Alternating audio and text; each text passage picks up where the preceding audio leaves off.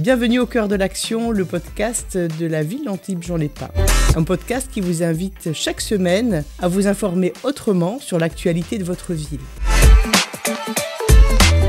Il y a beaucoup de monde à Antibes-Juan-les-Pins. L'été bat son plein et les grands rendez-vous festifs sont lancés. Jean Leonetti nous détaille les dispositifs de sécurité déployés cet été sur la ville. Bonjour Jean Leonetti. Bonjour. La saison estivale commence fort à Antibes-Juan-les-Pins. Il y a beaucoup de monde depuis le mois de mai. Est-ce que vous bénéficiez de renforts policiers cet été ? Vous avez raison de poser la question de la sécurité, parce que la sécurité, c'est notre priorité et c'est la première des libertés. S'il n'y a pas la sécurité, on peut faire toutes les manifestations culturelles, touristiques et augmenter l'attractivité de la station, on aura des difficultés. Donc la bonne nouvelle, effectivement, vous venez de le dire, c'est qu'il y a des renforts. L'année dernière, il n'y en avait pas. Pourquoi ? Parce qu'il y avait les Jeux Olympiques. Cette année, on a les renforts Sentinelles, les renforts de la CRS, les renforts de police nationale, de police municipale. On a bien sûr mis en place aussi le même système qu'on mettait avant avec les portiques à l'entrée des manifestations, gardés et surveillés par les sécurités privées. Et donc tout ça devrait concourir à ce qu'on continue à avoir une baisse de la délinquance sur la ville d'Antibes-Juan-les-Pins. Justement, j'allais vous poser cette question. Comment est-ce que vous allez gérer les grands rassemblements ? Les grands rassemblements, c'est toujours une inquiétude. Il y a beaucoup de monde et il peut y avoir un dérapage qui se produit ou un acte individuel. Et donc, on est aussi en plan Vigipirate. Donc, nous, on a fait un choix. Ce choix, c'est les portiques à l'entrée de tous les feux d'artifice, comme on l'a fait pour les fêtes de Noël, comme on l'a fait pour d'autres manifestations. Et on constate que cette stratégie de circonscrire bien l'élément de sécurité dans un endroit précis est payante. La preuve, c'est qu'on a eu une fête de la musique qui s'est déroulée sans encombre, alors qu'on a triplé le nombre de personnes qu'on avait habituellement sur la ville d'Antibes-Juan-les-Pins. Et depuis l'an dernier, vous faites aussi appel à une brigade canine. Alors, les éléments spécifiques d'Antibes, pourquoi Antibes baisse depuis 2 ans de manière très significative sa délinquance ? J'essaye de regarder, bien sûr, on a des caméras, comme tout le monde, on a des polices municipales. Peut-être ce qui est un peu différent, c'est qu'on a une police municipale qui est, je dirais, totalement liée à la police nationale. C'est le commissaire de police qui définit les missions et les missions sont conjointes. Donc, on augmente, je dirais, le nombre de policiers qui peuvent intervenir sur le terrain. Le deuxième point, c'est effectivement les portiques et les fouilles. Le procureur de la République nous a permis de faire des fouilles, et ces fouilles, elles aboutissent quand même à ce qu'on a, dans un premier temps, découvert et confisqué 50 couteaux, et dans un deuxième temps, 41 couteaux. Donc, on voit qu'on en a de moins en moins. C'est une bonne chose. Ça veut dire que les gens qui ont des couteaux sur eux ont compris qu'ils ne sont pas les bienvenus à Antibes-Juan-les-Pins.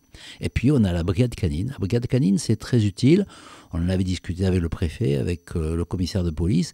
Quand il y a des mouvements de foule, quand il y a des attroupements, quand il y a un risque de trouble à l'ordre public, le fait d'avoir des chiens qui sont des chiens d'attaque. Et on en a recruté donc 3 avec des maîtres chiens qui donc pacifient, si j'ose dire, les moments de la deuxième partie de la nuit de Juan-les-Pins qui sont les moments les plus chauds. Le point sensible, on le connaît, c'est Juan-les-Pins. Et Juan-les-Pins a une certaine heure où ça peut basculer à la sortie des boîtes de nuit.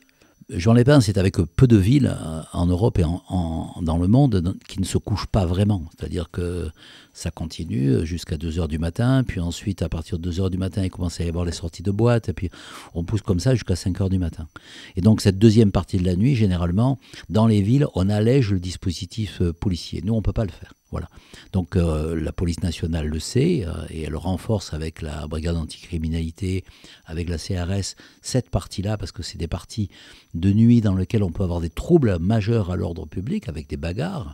Et donc c'est un élément qui est un peu pénalisant pour Juan-les-Pins, mais il y a aussi la répression. La répression, c'est de contrôler les établissements et éventuellement de les fermer, comme on l'a fait à l'Estérel, sur 3 services qui n'étaient pas conformes aux règles et aux lois, et donc qui ont eu des fermetures administratives. Et le préfet a dit qu'il allait continuer dans ce sens, et le procureur nous soutient dans cette démarche. Il y a un autre lieu où la cohabitation peut être un peu aussi compliquée, ce sont les plages publiques. Alors les plages publiques, l'avantage et l'inconvénient, c'est qu'on a plus de plages publiques avant.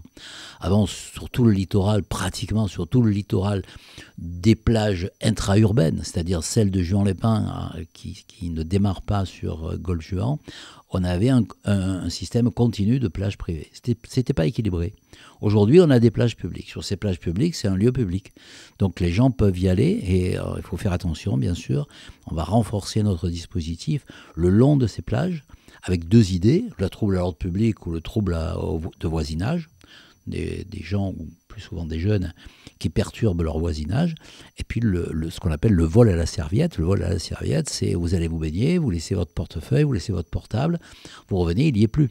Et donc là, avec la police nationale, on a mis en place un système dans lequel il y a des patrouilles qui vont passer à vélo, qui vont passer sur la plage, mais surtout on va mettre des policiers en civil parce que ces rôdeurs qui attendent le moment propice pour aller voler sur la plage, eh bien, quand ils voient du bleu, ils y vont pas, ils attendent que le bleu s'en aille. Donc il faut qu'on ait aussi une police qui est plus discrète, sera moins visible pour l'ensemble de la population, ce qui ne les rassurera pas, mais elle sera plus efficace. Régulièrement, les habitants d'Antibes-Juan-les-Pins attirent votre attention sur la présence de personnes sans domicile fixe qui sont présentes sur la commune et qui parfois peuvent avoir une attitude agressive. Comment est-ce que vous pouvez gérer ça ? Ils ont raison et en même temps on est dans une situation dans laquelle le SDF, le mendiant des rues n'a plus ni le même profil ni la même attitude. Il n'a pas le même profil parce que souvent c'est des migrants de pays de l'Est et ils n'ont pas la même attitude parce que souvent ils sont agressifs.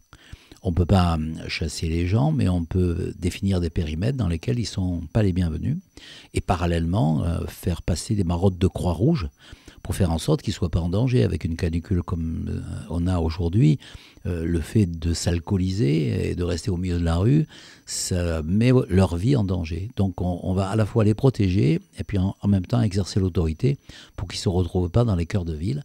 C'est un arrêté qui a été pris et qui est exécutoire depuis le 1er juillet, comme d'ailleurs est exécutoire une autre perturbation, une autre interdiction à la suite d'une perturbation qui peut arriver, c'est le protoxyde d'azote qui est un produit dangereux de plus en plus utilisé sur l'ensemble de la côte par des jeunes qui d'abord ne savent pas que c'est un produit extrêmement dangereux, qui peut tuer, mais qui peut aussi détruire progressivement les cellules cérébrales.